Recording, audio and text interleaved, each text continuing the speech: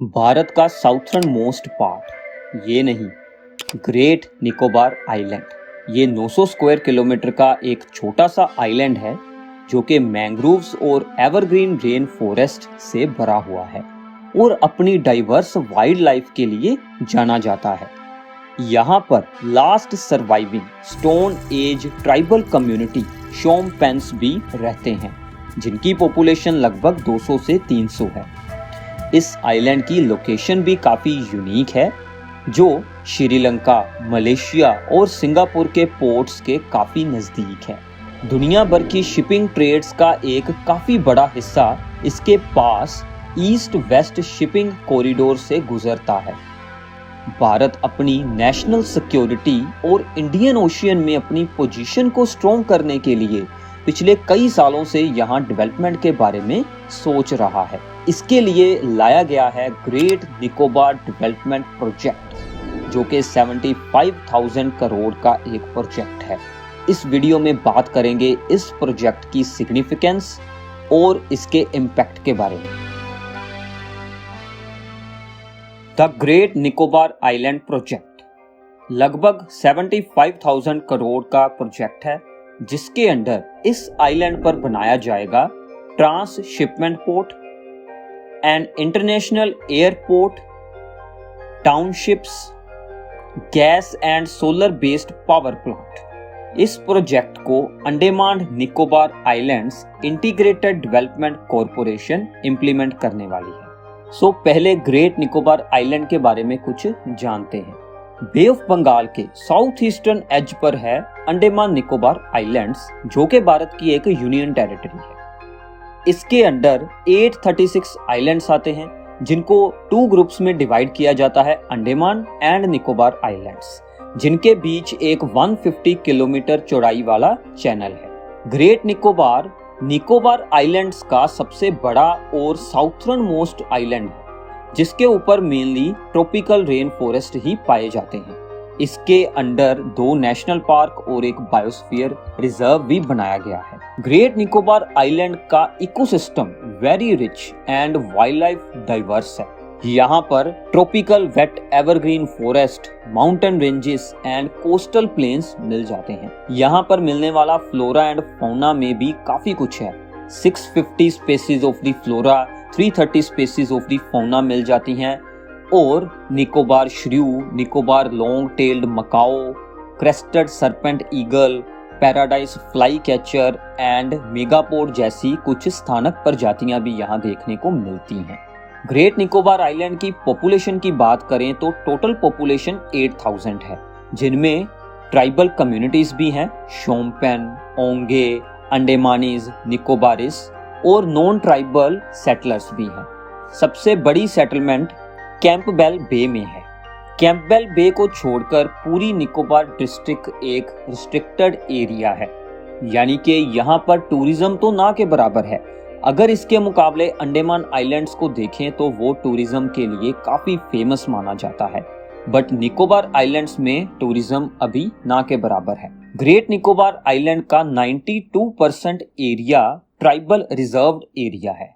अब देखते हैं इस प्रोजेक्ट की सिग्निफिकेंस क्या है, यानी कि इसका पर्पस क्या है, क्यों ये प्रोजेक्ट गवर्नमेंट लेकर आई है। इससे पहले हम एक बात जानते हैं। एक American naval officer and historian थे जिन्होंने कहा था कि जो देश इंडियन ओशियन को कंट्रोल करेगा वही एशिया में डोमिनेट करने वाला है और आने वाले समय में जो भी जंग होगी वो समुद्रों से ही जीती जा सकती होगी। इस स्टेटमेंट को देखकर आपको आइडिया होगा कि इंडियन ओशियन में अपनी पोजीशन स्ट्रॉन्ग करना इंडिया के लिए कितना इम्पोर्टेंट माना जा सकता है। तो सबसे पहला पॉइंट हमारा यही रहेगा, ग्रेट निकोबार आइलैंड की स्ट्रेटेजिक लोकेशन। ये आइलैंड श्रीलंका, मलेशिया, सिंगापुर के पोर्ट्स के काफ़ी नज़दीक है। इसके पास है मलक्का स्ट्रेट जो इंडियन ओशियन को पैसिफिक ओशियन से जोड़ती है और इसके पास से गुजरता है चाइना से यूरोप जाने वाला शिपमेंट कॉरिडोर जिसको बोलते हैं east west international shipping corridor. और इसी प्रोजेक्ट के अंडर इस आइलैंड के पास इंटरनेशनल कंटेनर ट्रांसशिपमेंट टर्मिनल बनाया जाएगा जिसके साथ इस रीजन में होने वाले कार्गो शिपमेंट ट्रेड्स में भारत भी जुड़ सकता होगा और जिसके साथ इकोनॉमिक बूस्ट मिल सकता है। इसके अलावा चाइना जो है वो इंडियन ओशियन में अपनी पोजीशन को काफ़ी स्ट्रॉन्ग कर रहा है पिछले कुछ समय से, जिसके कारण इस रीजन में काफ़ी स्टेबिलिटी का इशू आ सकता है। चाइना ने अपनी काफ़ी सारी शिप्स श्रीलंका, म्यांमार और मालदीव्स के पास डिप्लॉय कर दी हैं। इसके अलावा चाइना अपने मिलिट्री बेस बना चुका है ईस्ट अफ्रीका में और पाकिस्तान के ग्वादर में, जिससे कि हमें आइडिया मिलता है कि चाइना इस रीजन को डोमिनेट करने की पूरी कोशिश कर रहा है। इसके अलावा चाइना ने श्रीलंका के पोर्ट के पास अपनी ballistic missile, satellite trekking and survey ship को भी डिप्लॉय किया हुआ है। तो ये इंडिया की नेशनल सिक्योरिटी के लिए एक बड़ा कंसर्न माना जा रहा है। इसीलिए जियो सिक्योरिटी कंसर्न्स के लिए, क्योंकि चाइना अपना एक्सपेंशन कर रहा है इस पूरे एरिया में, तो इंडिया को भी अपनी पोजीशन यहाँ पर स्ट्रॉन्ग करनी चाहिए। ये आइलैंड इसके लिए इसकी लोकेशन काफ़ी इम्पोर्टेंट मानी गई है। इसके अलावा इस प्रोजेक्ट के साथ मिलिट्री इंफ्रास्ट्रक्चर की भी अपग्रेड करने में मदद होगी। लोकल्स के लिए काफ़ी सारी जॉब अपॉर्चुनिटीज़ होंगी, क्योंकि यहाँ पर पोर्ट्स, एयरपोर्ट और टाउन शिपमेंट्स बनाई जाएंगी। टूरिज्म डेवलपमेंट किया जा सकेगा, टूरिस्ट यहाँ पर ईजिली आ जा सकेंगे, जिसके साथ इनकम जनरेशन होगी और इकोनॉमी में भी फ़ायदा होगा। और सोशल बेनिफिट्स भी काफ़ी सारे होने की उम्मीद हैं, जैसे कि यहाँ पर अच्छी हेल्थ केयर फैसिलिटी आ जाएगी, अच्छी एजुकेशन आ जाएगी और इंटरनेट वगैरह और डिजिटल सर्विसेज भी सभी यहाँ पर प्रोवाइड हो जाएंगी। तो ये कुछ इम्पोर्टेंट पॉइंट्स के क्यों ये प्रोजेक्ट बनाया गया है, गवर्नमेंट की तरफ से क्या क्या पॉइंट रखे गए हैं इस प्रोजेक्ट की सिग्निफिकेंस एंड पर्पस के बारे में। भी अब बात करते हैं इस प्रोजेक्ट से जुड़े कंसर्न्स के बारे में। क्या इसका इम्पैक्ट होगा वहाँ के एनवायरनमेंट और वहाँ पर रहने वाले ट्राइबल लोगों पर। सबसे पहले हमारे कंसर्न्स की बात है कि बायोडाइवर्सिटी को क्या इम्पैक्ट होगा इस प्रोजेक्ट के साथ। इस प्रोजेक्ट के लिए लगभग 1 मिलियन ट्रीज को काटना होगा, जो कि इस आइलैंड के इकोसिस्टम और यहाँ पर मिलने वाले कोरल रीफ्स, बर्ड्स और टर्टल्स के लिए काफ़ी नुकसानदायक होगा। गवर्नमेंट कह रही है कि हम इसकी भरपाई के लिए हरियाणा में जंगल लगाएंगे और इस प्रोजेक्ट का 15% area green and open source रखा जाएगा। ये शिपमेंट पोर्ट गैलेथिया बे में बनाया जाएगा, जहां लेदर बैक टर्टल्स की एक बड़ी पॉपुलेशन रहती है। ये प्रोजेक्ट यहां पर रहने वाले टर्टल्स के लिए एक बड़ा खतरा माना जा रहा है। वैसे तो यहां रहने वाले लोग प्रोजेक्ट एरिया से बाहर रहते हैं और ट्राइबल रिजर्व एरिया भी प्रोजेक्ट एरिया के आउटसाइड है, बट फिर भी 10% ट्राइबल रिजर्व एरिया इस डेवलपमेंट के साथ इम्पैक्ट हो सकता है।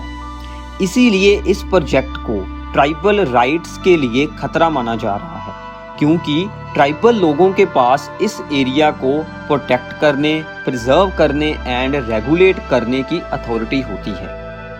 ओपोजिशन पार्टी ने एक स्टेटमेंट दी जिसमें कहा गया कि गवर्नमेंट ने प्रोजेक्ट क्लियरेंस देने से पहले ट्राइबल काउंसिल के साथ अच्छे से कंसल्टेशन नहीं की है।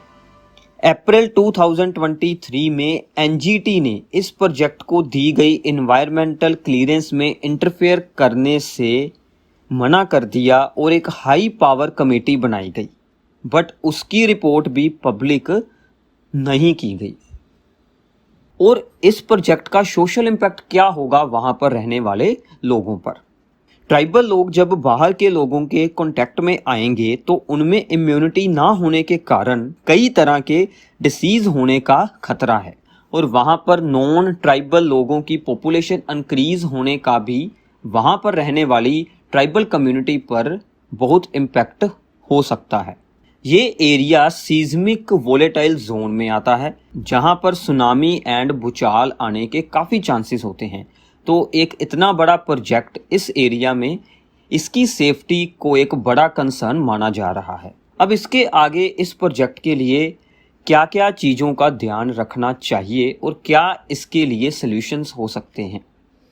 सबसे पहले है कि डेवलपमेंट का जितना भी काम होना है उसके साथ ट्राइबल राइट्स वायोलेट ना किए जाएं। Proper social and environmental impact की असेसमेंट की जाए कि इस डेवलपमेंट के साथ सोशल लाइफ पर क्या इम्पैक्ट होगा, एनवायरमेंट पर क्या इम्पैक्ट पड़ेगा। सिक्योरिटी एंड डेवलपमेंट को सेपरेट रखना चाहिए। अगर सिक्योरिटी के लिए कुछ बनाना है वो एक अलग बात हो, और वहाँ पर की जाने वाली डेवलपमेंट जैसे वहाँ पर शहर बसाए जाएंगे वो एक अलग बात होनी चाहिए। इस प्रोजेक्ट की इकोनॉमिक फिजिबिलिटी की रीअसेसमेंट होनी चाहिए। क्या वहाँ पर इतना बड़ा पोर्ट बनाने का सच में इकोनॉमिकली फ़ायदा होगा या फिर नहीं होगा।